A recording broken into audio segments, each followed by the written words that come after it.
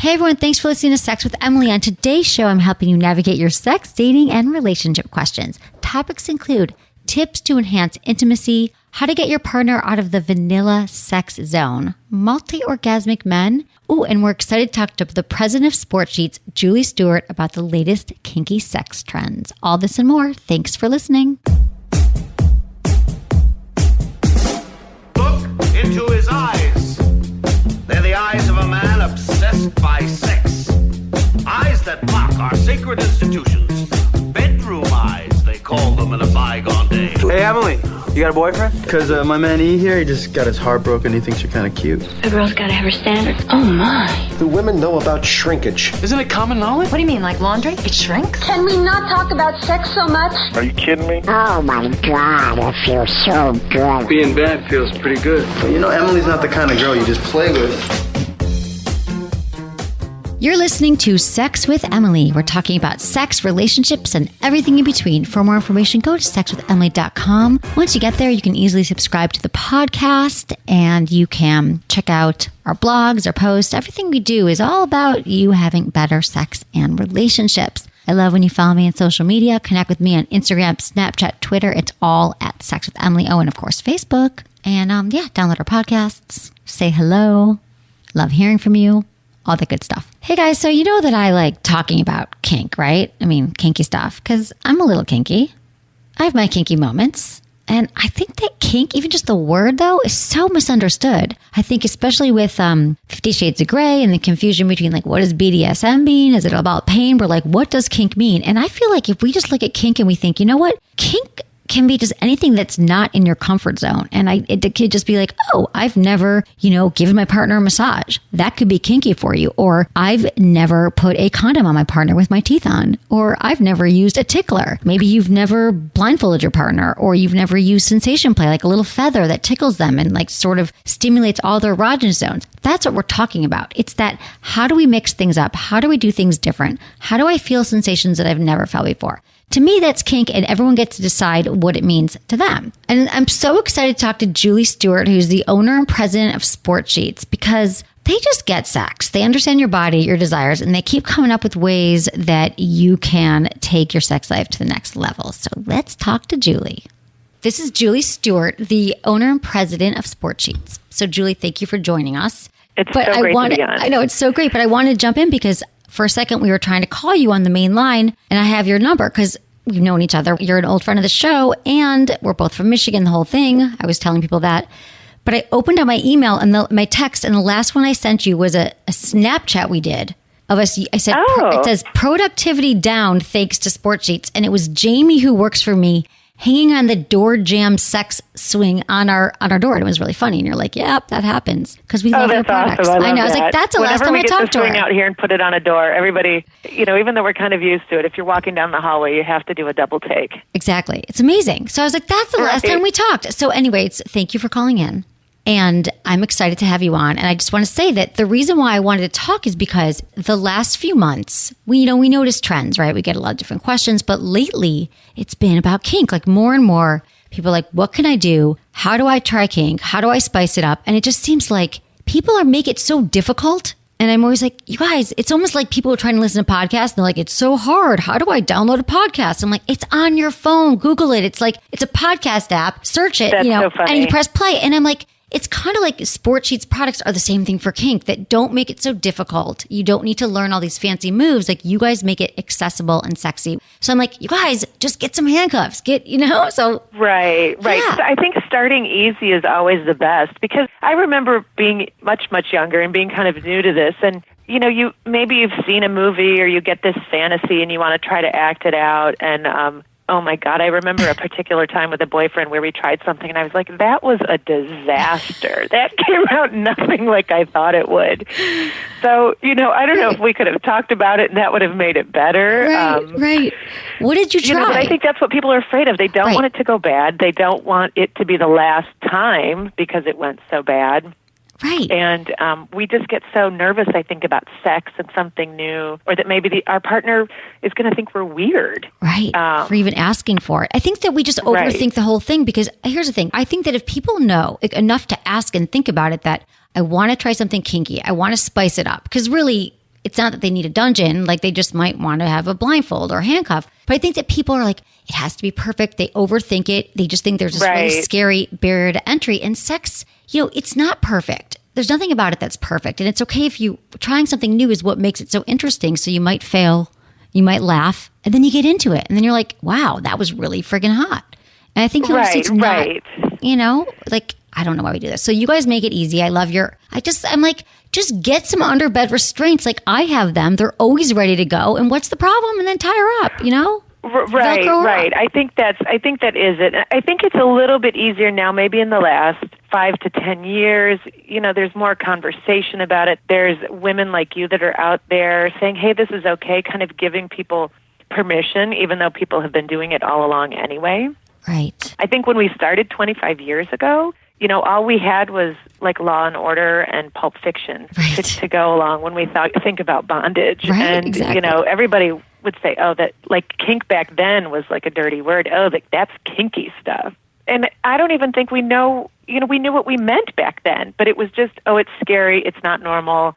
Therefore, I'm not going to be associated with that. I'm not going to try that. Yet, when we look at the numbers, people were definitely trying it. And I think what we discovered was that whole kind of middle of the bell curve where people do just want to try something. They're not maybe going to have a dungeon in their house any day, but they want to keep it exciting and fresh. And that's totally what we're about. Our motto is keeping couples connected. And you've got to keep that spark in a relationship, whether it's new or a long marriage. Right. And here's the other thing that I want to say, because I think that kink, people back then, it was misunderstood. And even though people hear about it now, they still don't completely understand it. So what they know is they might be thinking that it's this really scary thing or BDSM, but it's really just about, I think the word kind of is a disservice in some ways because it's like, no, you want to spice it up. You want to keep it interesting. Who doesn't love a blindfold every once in a while? Or like a tickler or, if you've never tried it, or get like spanked. I mean, there's just little things. People don't understand that there can be so much pleasure and it doesn't have to be this whole crazy thing.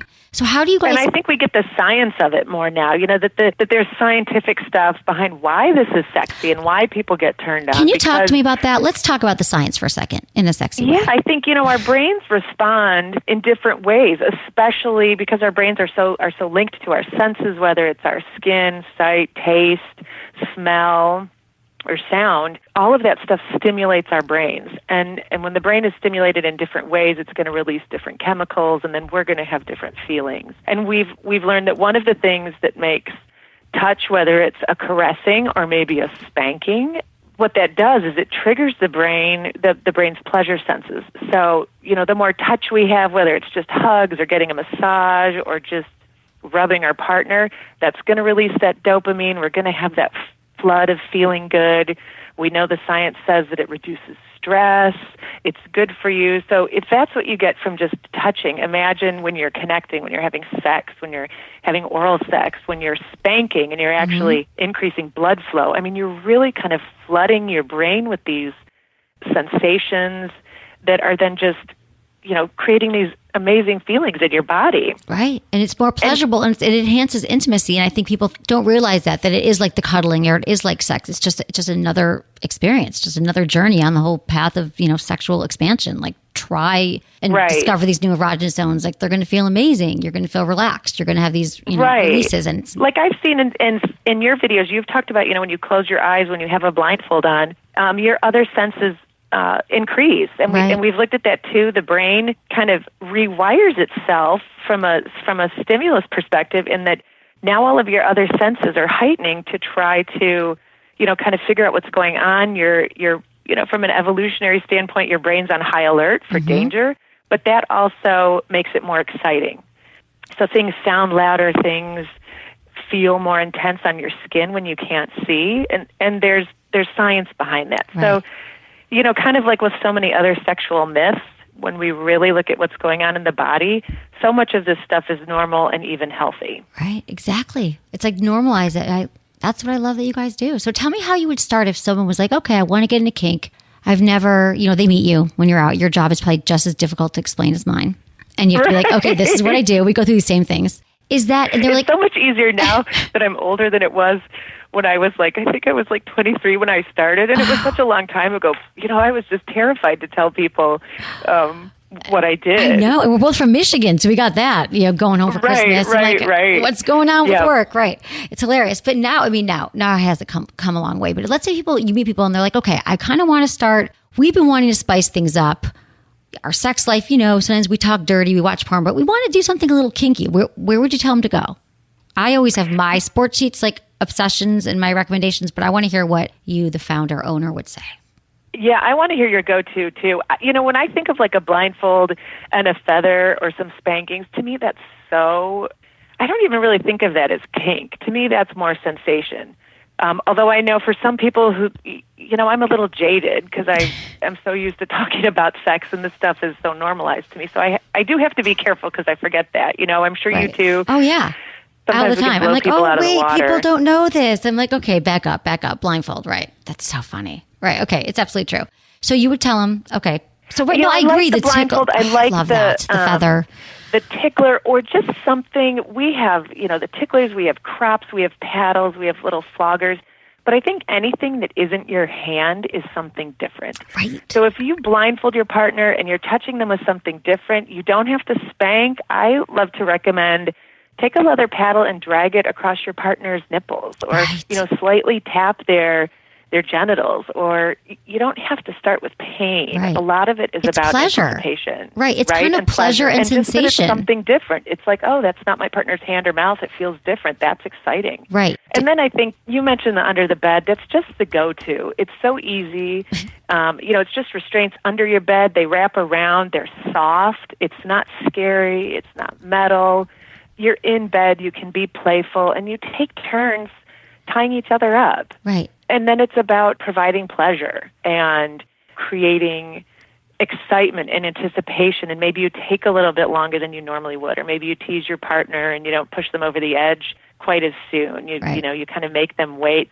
They have to kind of submit to you, and there's a trust in that and an excitement because it can be a little frightening as well. Yeah, it can be. And I feel like it, but again, that's that overthinking thing. It's like there's these Velcro cuffs. When we're saying, because it was funny because I was talking about them the other day. We had someone call in and I was like, no, under the bed restraints. And they're like, what? And you're right. It seems like it's this whole thing, but they're, made of the vinyl with the cuffs. You can just tuck them underneath. They're always there. So I'm like, they're accessible. And then you put the cuffs on and it's like, you just lie back and see what happens. You don't have to be studying how to close a Velcro cuff. Like it's the easiest thing to use. And then you're trying bondage. Because so many women email me, like lately, they're like, I just want my partner to hold my hands over my head. I'm like, well, what if you had these cuffs? Anyway, you guys make it. That's what I love is that they're always available. It's like even like the lazy person like me, like they're always under my bed. And the other thing, I'm obsessed. Right. Okay, so your sex in the shower line. I'm waiting to get the latest products. I mean, I've been a fan of it for years because who thinks of this? The vibrating mesh sponge is so brilliant. I think I was talking to I got it in some few magazines because I was like, you don't understand. I thought that it was my regular mesh sponge because I have a few of them and it looks just like the regular ones that you buy, the poofs. And then I love that it has the vibrator in the middle. So I just truly was using it like my regular one. And then I found out, oh my God, bonus. It's the vibrating mesh sponge. I will try this and have an orgasm and get clean. It's brilliant. So it's so discreet. And I love that about it. You could have it, your kids aren't going to know what it is. The bullet is so hidden inside, but it's such a strong bullet. I know. And you can use it by yourself. You can use it with your partner. It's a great, very great, perfect for the college dorm. I mean, you can take it to the shower. Nobody's going to know. Once the water's on, you can't hear the vibrations anyway. Oh my God, wait, Julie, that's genius. My niece is going away to school and I'm going to get her this as a graduation present. For the dorms, perfect. It's brilliant. I've never even heard that before. Okay. Yeah, to relieve all the stress of those finals and, starting school. It's amazing. No, you're right, because they have to hide it all. And then the other thing that I love is all the suction cuffs for the shower. Like, how smart is it's great. that? When we looked at, people have sex in the shower. We think it's the number 2 place where people have sex. And we found that people with kids love to have sex in the shower because the shower makes noise. You actually can get some privacy from your kids in the bathroom. And you can get in there and you can be clean. It's a great place for backdoor play because if you're kind of squeamish about clean, do it in the shower. You can wash your hands. You can wash each other. You've got that water to rinse everything away, so you don't have that stress. So we kind of see that for the shower, you need lube because Right. that's hard. It's hard to stay wet in the shower. Things dry out. Exactly. You need leverage. You need something to hold on to because who hasn't pulled down a shower curtain rod in their Exactly. life? There's all these stories. right? They're like, I got a concussion. I'm like, no, just get these Right? cuffs for your shower. Yeah, I remember that in college. Like, so embarrassing. Exactly. Right. And then, Amazing. lather, the whole clean part. Staying clean, feeling clean. So yeah, and the other thing about sex in the shower, and then I want to ask you about all the fun products you have coming out. But the wrap up for sex in the shower is that the reason why it keeps coming up more is because it's summer and it's hot, and everyone's like, "What do I do?" And I'm like, "Have more sex in the shower, and then buy these products for your shower." So if you guys, everyone keeps asking me, that's what you do: get hot and dirty in the shower. Okay, Julie. So listen, tell me about the new products coming out. I'm so We're so excited. We've got lots of toys for backdoor play in the shower, which is a great place to experiment with that. We've got a great silicone slapper so that you can have some fun with sensation play in the shower. We've got our existing great handles and footrests. So if you want to try like the rock climber position where you've got your hand up and your foot up and your partner's grabbing you from behind. In the shower? You've got all that leverage for great thrusting without That's breaking hot. tiles or shower heads. Oh my God, I don't even know about this one. I used to be a rock climber. I can assume the position. Okay, that's Exactly. amazing. Assume the position. Wait, you have to get these to me. This is amazing. Okay, what else? What else? Exciting. And then we've got different things for different sensation. Like we've got the vibration. We've got some warming liquids. We've got, again, the anal stuff. We've got some handcuffs. So if you want to play with some suction cup neoprene handcuffs, there's just a little bit of everything to keep it hot and keep it safe and keep it fun in the shower.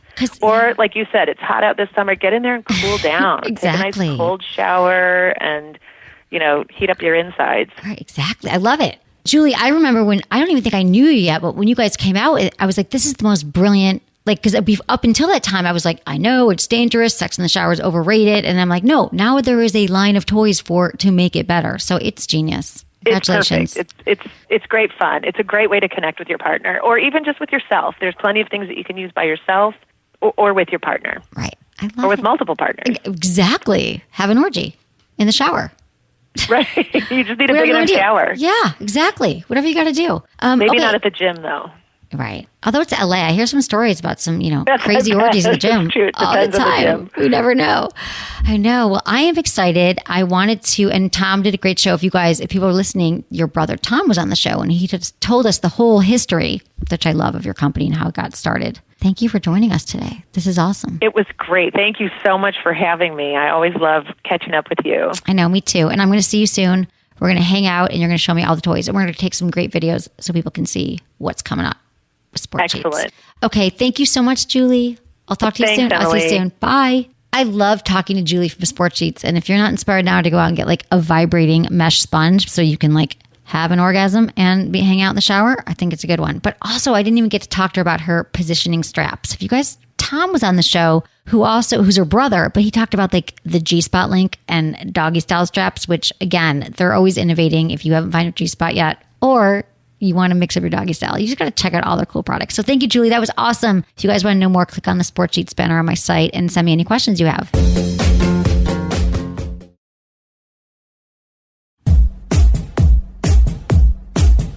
So you guys, we are going to be taking your calls here. So we've got Nancy. She's 26 from North Carolina, and she wants to talk about increasing her libido and intimacy when she's dealing with a partner's illness. Hi, Nancy. Hi. Hi, how are you? Thanks for calling in. Tell me how I can help you today. The reason I'm calling is my husband and I, we've been married for, it's been a little over 2 years now, and we've always had a really great, amazing sex life. But my husband was diagnosed with brain cancer a couple of years ago, right before we got married. And since then, he's had surgeries, he's gone through radiation, and he's still currently doing chemo. And he's gone through so much, and he's still going through so much. So I feel really selfish and insensitive for even feeling like this. But I really miss having sex with my husband. I mean, we went from sex 7 or 8 times a week to maybe once or twice a month. Right. And our lives now are just starting to get back to normal. And I really want to talk to him about what we can do to maybe improve or just start up again, maybe get back to where we were. But the main reason we haven't been able to do this is seizure medication has completely affected his libido. It completely blocked it. Right. So I wanted to find a good reason, like good way to broach the subject without making him feel like I'm not happy or there's something wrong. I mean, he's my best friend. Right, of course. I love him. Well, my heart goes out to you both, and I'm sending much love your way because it's not easy it's not easy at all to handle. He's been going through this for a few years now? Yes. Okay. He had the initial surgery to remove the tumor.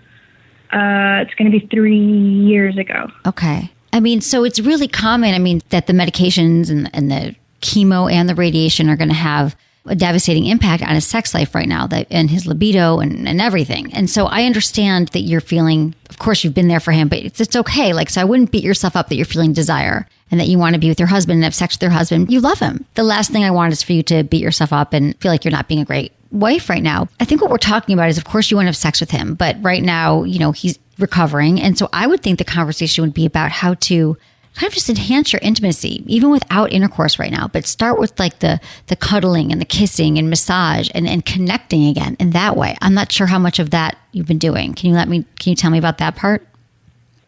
Yeah, we're the couple that never got over our honeymoon phase. We're always holding hands and kissing. We make people want to throw up. It's just, he's the love of my life. I know that it's completely stupid of me to even think this, but it's just, and I know that it's the medication, but it's like I'm starting to maybe take it a little personally. Oh, okay. I know get that too.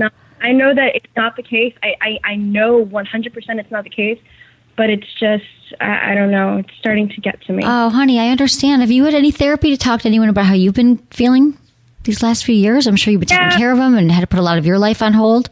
Yeah, we're both, luckily our careers are both pretty open, so we have a lot of flex time. And he was going through a little bit of depression when he was first diagnosed. So we've been through therapy on and off for that. But I haven't really gone one-on-one and talked right. to I think it's really important because I know that, being the spouse and having to take care of you think like that you're not making time for yourself because you just feel like that would make you feel selfish and it's wrong. And I feel like right now more than ever, you really do need to take care of yourself because there's been a lot going on. Emotions and it's scary. He's your best friend. He's your husband. He's your lover. And he's recovering right now, which is great. And you guys are going to have, a great life together moving forward. But right now, I feel like it's gotten to the point where you're feeling a little bit even resentment and a little bit rejection, even though it's not really true and it's not rational. And I love your self-awareness. I have to say that you're a good person and you're loving. And the fact that you're even self-aware of this is amazing. And I feel like it's not even so much about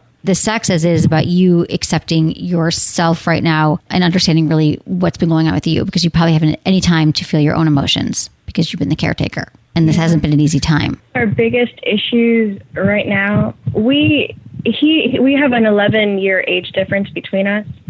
We met when I was in my early 20s, and he always, it was love at first sight, so it wasn't really that big of a thing, but he's always thought that 20s are for having fun and one-night stands and just getting that all out of your system until you want to settle with someone. So he kind of feels that me taking all this on and dealing with all this, it's kind of, I guess, ruined my 20s. But he tells you this. He thinks this. Or you think he thinks this. No, he thinks. Okay. Yeah. And it's not true. How do you feel? Every time I subject, he's a little, he becomes a little sad because he says that I shouldn't have to be going through all this. But if I had to go through any of this, it would be with him. Right. Okay. So you guys are both really in love with each other. And I feel like what's going on is that you both have like this guilt. You both love each other so much that you're really both feeling guilty. You're feeling guilty that you're not doing enough. He's so worried about you losing your 20s and you're worried about him having sexual pleasure right now and being happy again and realizing that, how much you love him and you guys are going to be okay. And you are going to get through this. And it sounds like he's in recovery right now.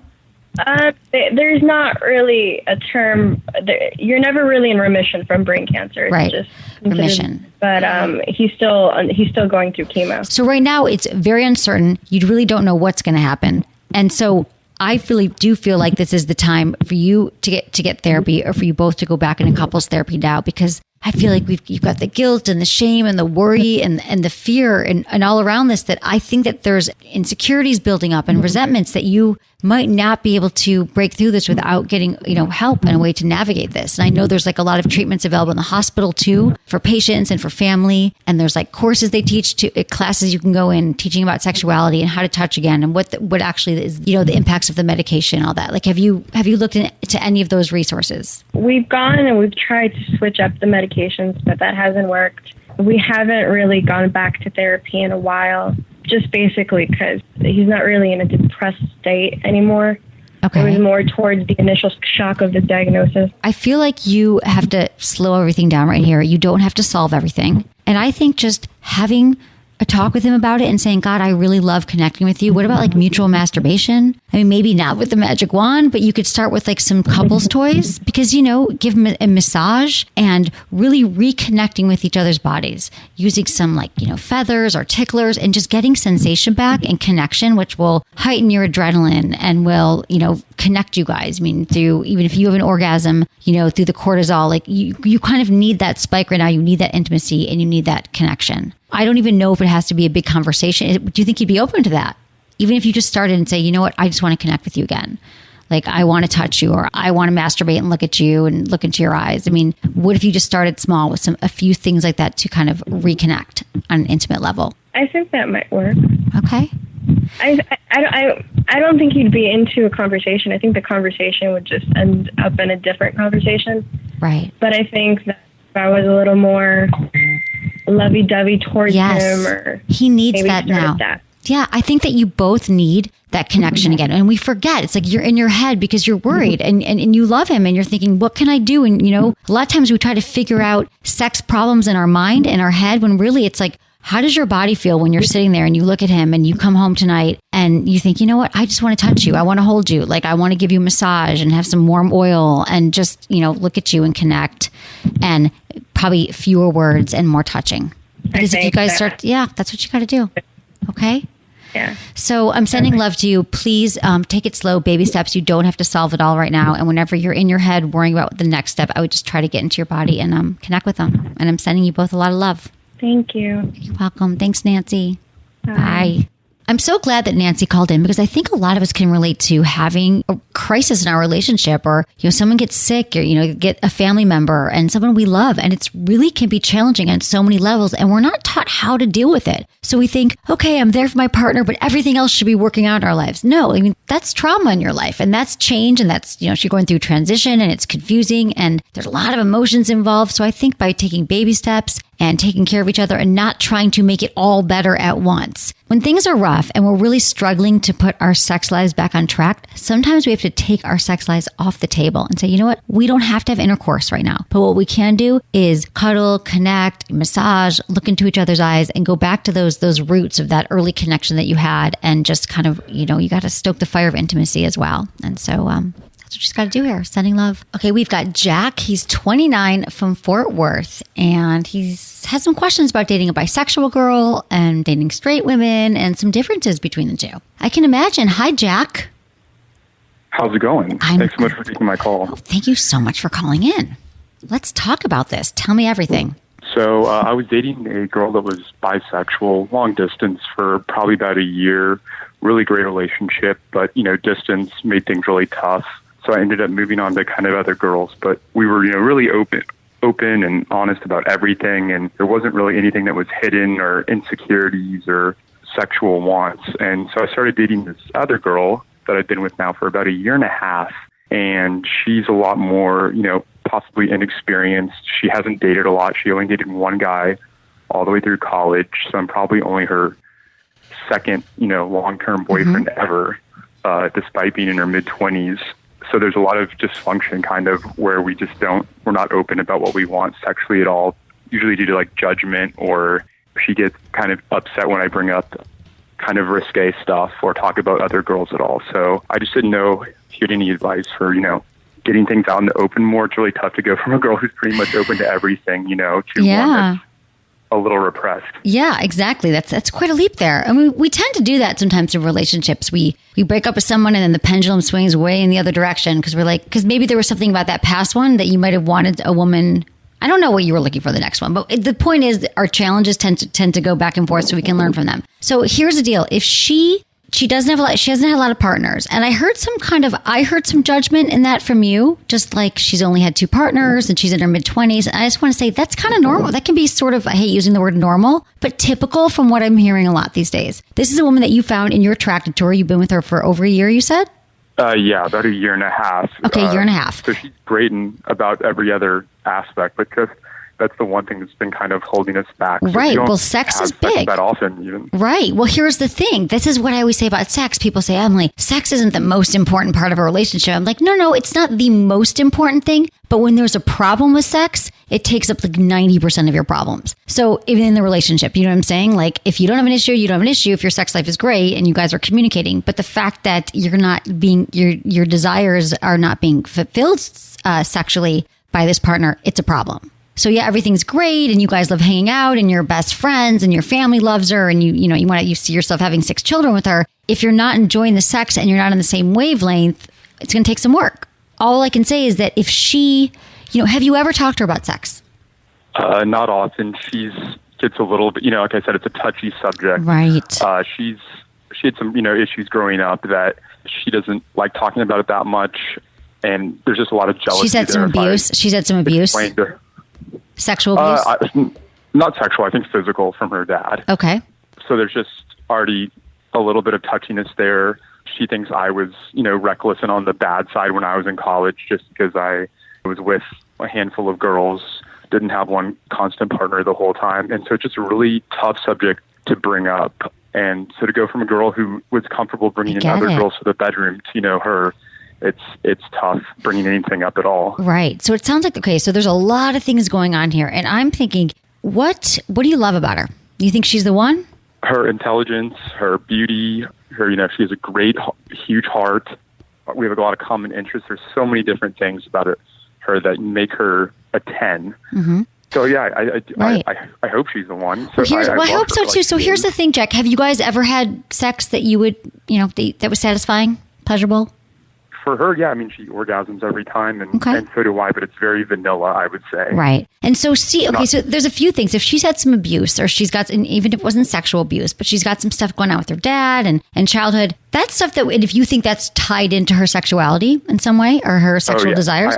I absolutely do. This kind of thing is right. So if you know this, it's not anything, Jack, no matter how much you love her and talk to her, that you're going to be able to heal for her. She's going to have to do some work, some therapy, because this, trauma doesn't heal itself, unfortunately, over time. The longer it goes, the more it exacerbates. So she's not going to be open to talking about it if she has unresolved trauma in her life. Okay, you got it? And if her dad was a player and she sounds like she has jealousy issues because of her dad, and you're saying, she's jealous of you, it's like, that's another layer. And all the things that you've told her about your past, that's why I always say more mystery, less history. You don't have to tell her about your crazy college days, but we all do that. I get it. People ask us and we tell, but then it comes back to our face. So I feel like every couple, it's your duty if you're together. You can blame it on the show. You're listening to the show, that you guys need to talk about sex. It's important. And you can just say to her, I really feel like I want to have this deeper connection with you, where I feel like you are having as much pleasure and I'm having pleasure as possible. I want to feel connected to you. And then you might have to explain to her what that means. Like if she thinks, well, God, Jack was with all these chicks in college. He wants me to be bisexual and he wants me to be,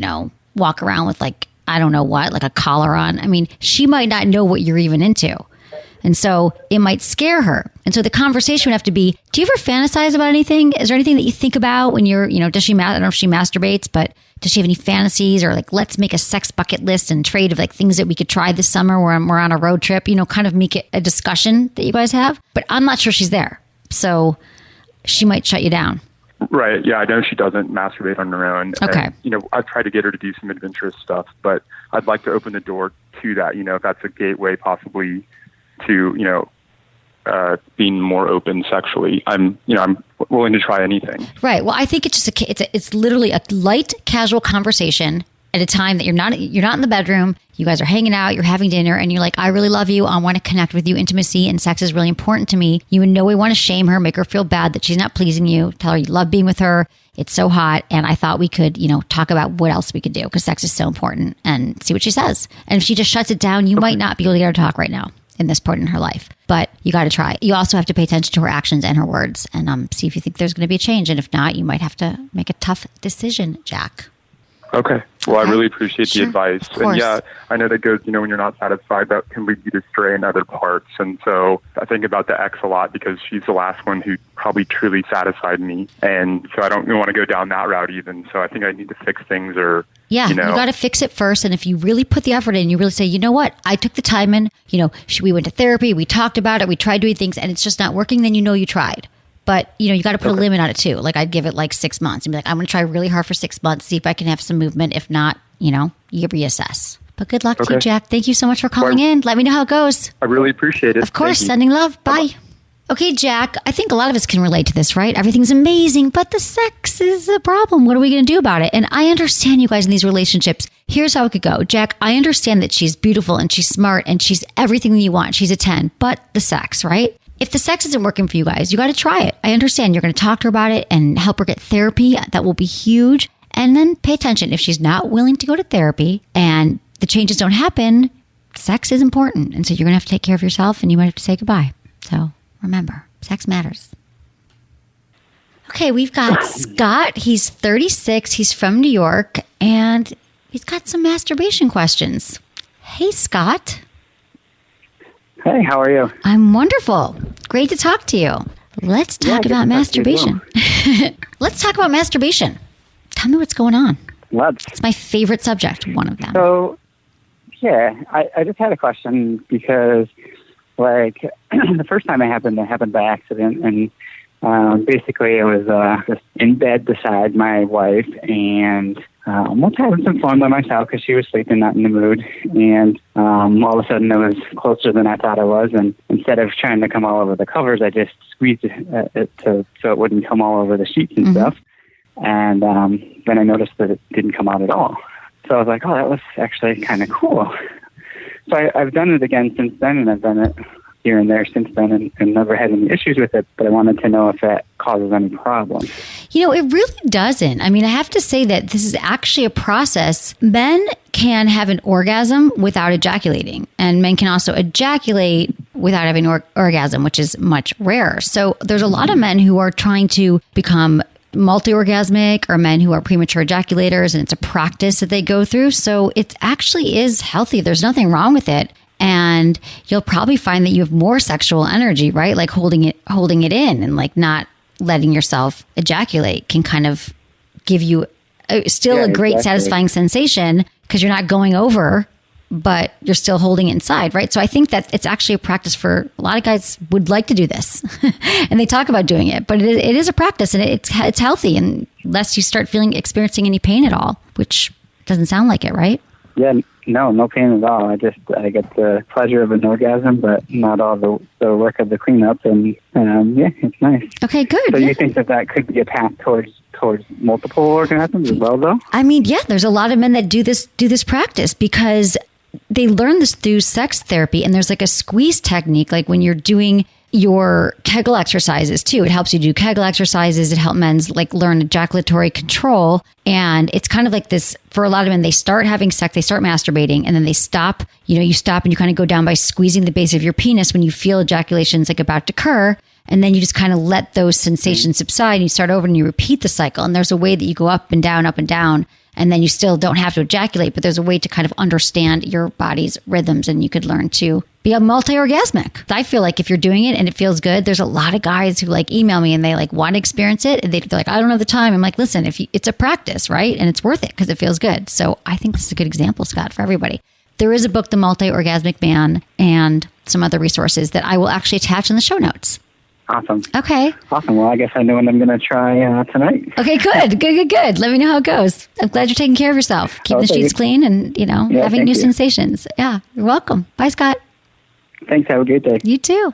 It's interesting because I do hear from a lot of men, what's with, multi-orgasms? How can it work? And yes, women typically are multi-orgasmic, even more than that. We can have several orgasms. For men, your refractory period is a lot longer. And yes, it takes a while. And guys think, well, I'm older now, or I can't get hard 3 times like I did in my 20s. But it's actually a practice. You actually can do anything you set your mind to.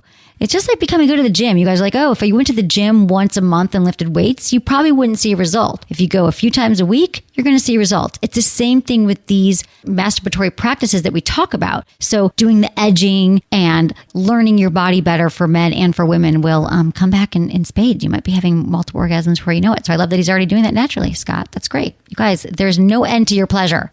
Our next call is Lauren. She's 22 from Florida, and there's an age difference that's turning out to be a problem in our relationship. Let's talk about it. Hey, Lauren. Hey, Emily. How are you? Hi, I'm good. How are you? Thanks for calling. I'm good. Thank you. Absolutely. Thanks for having me on the show. Of course. Let's talk about this. Tell me everything. So, yeah, there's a bit of an age difference, which doesn't really bother me. That's more like something that I'm into. It turns me on. I've never really had like a memorable experience with someone in my age bracket or even like my remote age bracket. So I just tend to go older. Okay. But I've come across, and like I haven't been, this is a little bit older, but it's not like a big deal. But like I know what I want for my future, and I want to be a wife, and I want to be a mom. So of course, then the conversation of kids comes into play. And like in this situation specifically, I've pondered this idea for a few years, but I've never really, like, I've been in school and I've been busy, so like I haven't really given it much thought. Not that I'm trying to have kids tomorrow by any means, but just kind of like something that came up. You want kids. You're 22. Oh, yeah, of course. Okay. Right, but not tomorrow. But no, right. But you want kids. You're 22, and he's what? How old is he? He's 39. He's 39. He's 40 soon, so he's 40. Okay, he's 40, and you're 22. He has one child. She's 12. And he's kind of just like, I'm just too old to have kids. Like, he doesn't want to have any more, which is kind of upsetting, and not just specifically for him, but just like in general. Like, I feel like other girls that are in my situation are like, this is super bummer, So I was just wondering, like, is there any tips you could give me and to like maybe open up this conversation more and like help someone be more open-minded to the idea? Okay, so he's 39 and he's got one kid, you said. Right. And how old? She's 12. She's 12. Okay. And he says, I absolutely, and how long have you guys been together? Not very long, but we just clicked really well. We have really good chemistry. I mean, like, the sex is unbelievable. Like, it's amazing. And so that's why I think now I'm thinking of these things more than I have before in the past, because I've never met someone that makes me feel this way, Right. No, I get it.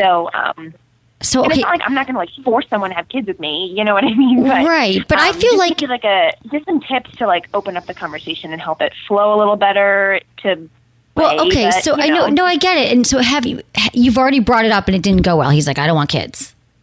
I mean, it's not that it didn't go well. We had a discussion and it was a good discussion. He didn't shut it down. But okay. I mean, I don't think. But you want to. Okay, I see. So you want to figure out if he might be open to it, but open it in a way that's kind of casual. Like, this is my advice always. You don't want to be like, we need to talk.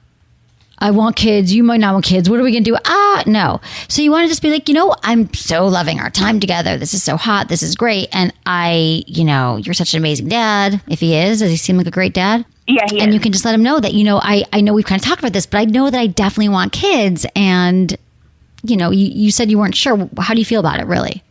Like, do you think that you would want kids? No, and like the thing is, and what we've talked about it a few times, and like that's kind of what I said is like, look, we're having a really good time together. I really want to enjoy the time that we have together now. If it's not going to work out in the long run, like it is what it is, and if it's not meant to be, it's not meant to be.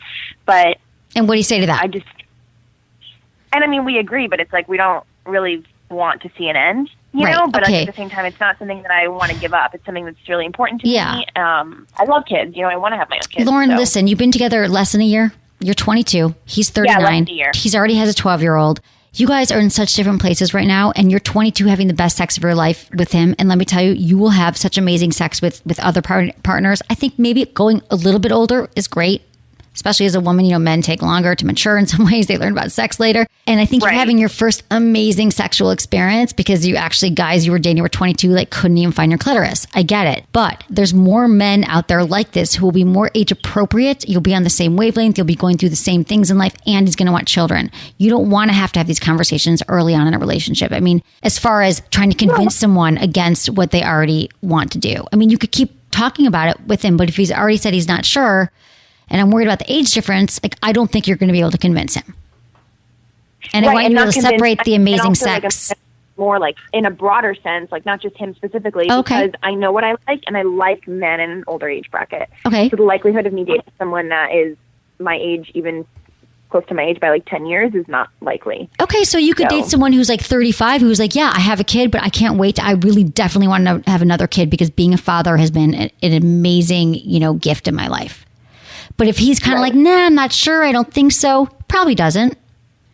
Probably does. I mean, but you could find out more. But I'm telling you, he's not the last guy on the planet who is 10 years older than you who's going to want to have kids with you. Believe me, you sound really... I know that. I'm just saying, I've never like clicked with someone quite this way. I know. I've never felt this way, and like everything, it's just great. Like the sex is great, the conversations are great, his humor is great, he's great. So it's like, wow, this is awesome. Let's see if this could work. You know what I mean? Yeah, no, I totally get it. And okay, listen, I don't mean to say like you should dump him. You should like if he doesn't want to do it. But you're saying no. I'm saying that you should have just honest conversations because you also don't want to pressure him. But you're saying it's about not just about this guy. You're saying it's about any guy. And I also think that it can, even if guys want kids. So let's say this. I'm just saying in dating in general. You know what you want. But when you first go out with a guy, like early on, I think that to say like the first date, like if you don't want kids, you're out. Like I think that you just want to get to know someone on the first few dates, okay? Like it's totally okay to mention that. But because guys, even if you're like, I want a relationship and I want kids, it'll scare guys and vice versa. If a guy said that to me, even if it's what I wanted, I'd be nervous. Absolutely. But so I'm just saying you want to get to know them. But this is with this guy, you've been dating him for a while now. The sex is amazing. But you also, you also want to enjoy your life and know that you're in a relationship that could go somewhere. So you do have to find out this answer, and it would have to be without shaming him, making him feel bad, but really just opening up and say, have you ever thought about, so when you think about having kids again, how does that make you feel? Like just casually. I mean, just really just ask him in a way that's not threatening and without pressure. And if he's just like, yeah, no, I thought about it. I really don't think so. Then you'll know. But, why don't you give it another month, another 2, and just see if nothing changes in 3 months. I think it's really important in relationships that like don't have like a major problem, but you're like, it's good, but I don't know. You got to give yourself a deadline because you'll look up and it'll be 3 years and you'll be like, he told me when I was 22 that he didn't want kids and I'm 25. So I would say if in 3 months from now, write this on your calendar, 3 months from now, there's no change, you're not sure, and you don't have your answers, then it's time to move on. Right. How's that? You've 3 months to get the answer from him. So that might be easier said than done, but... Well, I mean, I think that I don't think so. I actually don't think it's easier said than done to kind of have an active conversation about something that's really important to you. Right. You got to learn. No, yeah, absolutely. It's good practice. Sure. Yeah, it's good practice to talk about what you want. It doesn't have to just be kids. I mean, you're having an amazing sex. I'm just trying to give you perspective. I'm not saying he can't be the one for you, but you're 22. A guy is like ravishing your body and giving you understanding orgasms, and he's understanding what you like, and he's like reading your body language, and he's turning you on. And that's really hot when that happens because it doesn't happen all the time, and it probably hasn't happened to you ever. So I just want you to separate the amazing sex from the guy. Like these are experiences you could have again. I'm not saying I don't know if he's the one, yes or no, but you can have these experiences again and just pay attention to that because you'll find that. Right. Okay. Thank you, Lauren. Let me know what happens. I think it's good to have deadlines. Stick to it. Okay, bye, Lauren. Lauren brings up a great point. Who can relate to this? Look at your relationship right now, and is there a problem you've been having, and you're like, oh my God, it's been a year, and he still hasn't stopped drinking, or she still hasn't made time for me on the weekends when I want to see her, or our sex hasn't gotten better. I think that life goes by, and you can spend half your relationships trying to get out of them. So setting deadlines and saying, you know what? This is how I feel now, and 3 months from now, I want to feel this way, and you write that down. Because then over the next 3 months, you have little mini goals. Well, I want to talk to my partner about this, and I want to make sure that we, have a threesome by Tuesday, whatever it is. Set minor goals, and you'll make big progress. I love talking to you guys. These calls are great. Please, everyone, remember to go to our website, go to the Ask Emily page, and then you can fill out the form. You can check if you want to be called. You can also text us, 797979. Text Ask Emily, one word. Can't wait to hear from you. And thanks, everyone, for following us on social media, Twitter, Instagram, Facebook, Snapchat. I'm all up in that stuff. At Sex with Emily. And thanks for shopping with us and hanging out. I love you all. Thank you for listening to the show. Was it good for you? Email me, feedback@sexwithemily.com.